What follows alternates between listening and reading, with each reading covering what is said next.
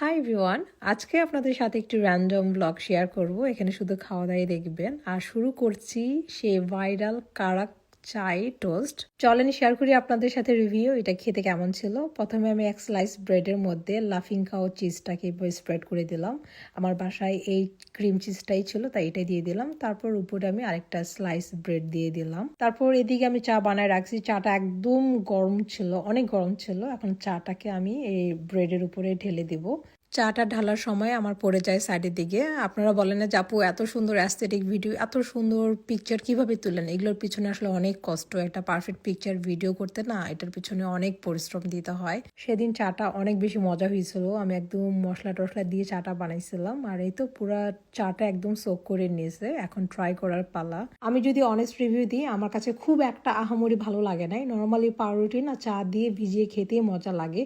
But আমার কাছে মনে হচ্ছিলো যে ক্রিমের উপরে যদি আমি হালকা একটু সুগার দিয়ে দিতাম না, তাহলে হয়তো খেতে আরো একটু ভালো লাগতো।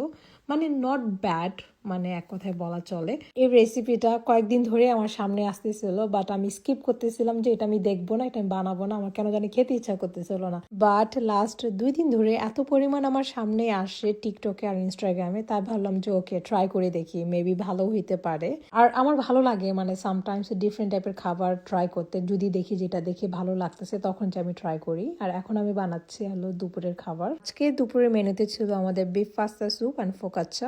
আর এই ব্রেডটা আমি এখন পর্যন্ত পারফেক্টলি ভাবে বানাইতে পারতেছি না। যেদিন আমি পারফেক্ট ভাবে বানাইতে পারবো, সেদিনই আপনাদের সাথে এই ফোকাচ্চার রেসিপি আমি শেয়ার করব। রোজার সময় আমি একবার বানাইছিলাম, তখনও তেমন ভালো হয় নাই, বাট এবার মানে নট ব্যাড।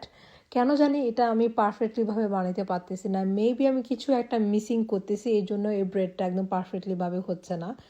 যাই হোক, আমি আবারও ট্রাই করব যতক্ষণ পর্যন্ত এটা পারফেক্টলি ভাবে না হয়। এদিকে আমি কুইকলি ভাবে একটু সিম্পল ভাবে টেবিলটা সেট করে ফেলতেছি। আর যখন আমরা একসাথে খাবার খাই, আমাদের যা যা থাকবে নরারও সেম থাকতে লাগবে, তা না হলে কিন্তু বিশাল কাহিনী হয়ে যায়।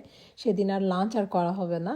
আর এদিকে আমার ব্রেডটাও একদম রেডি। ব্রেডটা না কি প্রবলেম হয়েছে, অনেক বেশি সফট হয়ে গেছে, মানে এত সফট হয়ে গেছে মানে এটা বলার বাহিরে।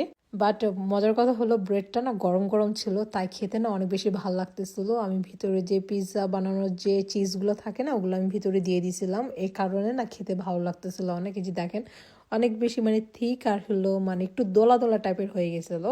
বাট সেদিন বিফ পাস্তা স্যুপটা অনেক বেশি মজা হয়েছিল। সেদিন স্যুপটা বানানোর সময় আমার বাসায় ছোট পাস্তাগুলো ছিল না, তাই যে বড় পাস্তাটা দিয়ে বানাইছি। বাট এটা নর্মালি ছোট পাস্তা দিয়ে বানাই। আর এই পাস্তাটা না একটু ঝোল ঝোল টাইপের হয়। আমি সেদিন চুলার মধ্যে রেখে দিয়েছিলাম লো ফ্লেমে, আমার চুলা অফ করতে ভুলে গেছি, তাই একটু ঠিক হয়েছে। নর্মালি এটা একটু স্যুপ টাইপের হয়। বাট সব কিছু মিলে খাবারটা মজা ছিল সিম্পলের মধ্যে। পরে এই তো আমার মেয়েকে নিয়ে আমি পার্কে গেছি বিকালবেলা। পার্কে গেলে তাকে মাস্ট মাস্ট আইসক্রিম কিনে দিতে হয়। সে এক এক সময় এক এক ফ্লেভারের আইসক্রিম চুজ করে। তারপর ওকে এখানে কিছুক্ষণ টাইম দিলাম। আর বিকাল টাইমটাতে না পার্কে গেলে আসলে একটু ভালো লাগে, বাট সেদিন অনেক বেশি উইন্ডি ছিল, তাই বেশিক্ষণ থাকা হয় নাই। আর এই তো এই ছিল আপনাদের সাথে আজকের মতো একটি ছোট্ট ভিডিও। ভালো থাকবেন সবাই, আল্লাহ হাফেজ, দেখা হবে নেক্সট ভিডিওতে।